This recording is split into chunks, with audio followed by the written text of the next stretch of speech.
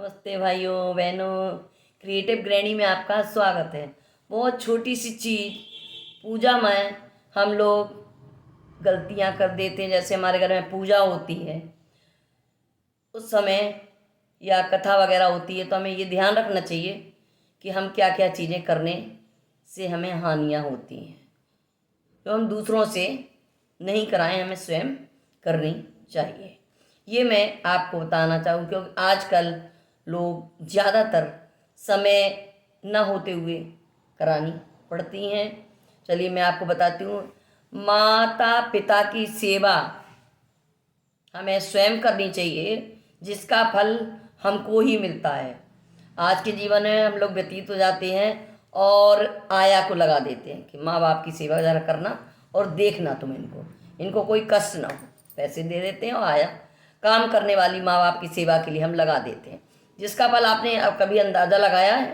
उसका फल उसी को मिलेगा जो हमारे माँ बाप की सेवा कर रहा है। पैसा हम जरूर दे रहे हैं, फल हमको नहीं मिलेगा।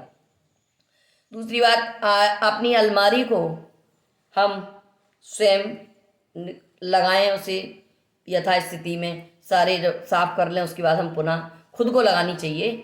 या हम किसी और से नहीं कहें कि हमारी अलमारी ज़रा कायदे से लगा देना, नहीं, हमको स्वयं लगानी चाहिए, जिससे हमें चीज़ों की जानकारी भी होती है, इस चीज़ को हमने कहाँ रखा हुआ है।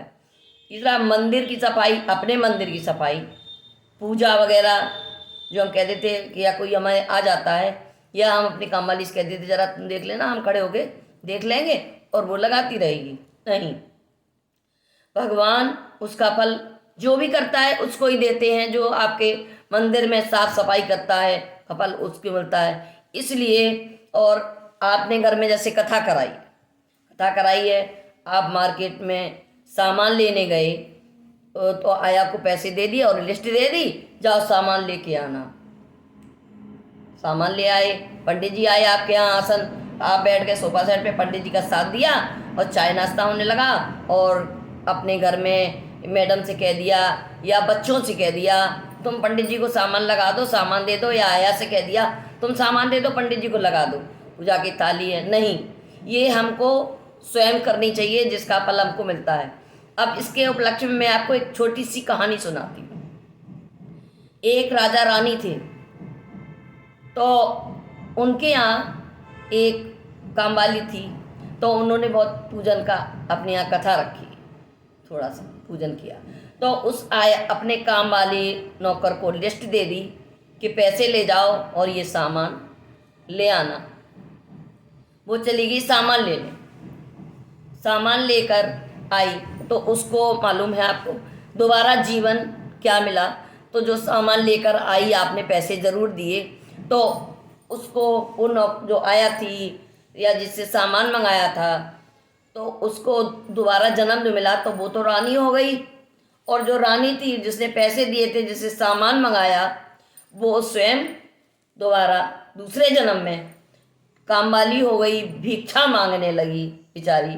तब उसको स्वप्न में आया कि तुम्हें बहुत बड़े पैसे का अब टाइम नहीं था, तुम्हें पैसे का घमंड था, जिसने तुमने अगले जन्म में पूजा के समय सामान दूसरों से मंगाया तो फल उसको मिला, लेकिन हमें हानियां हुई।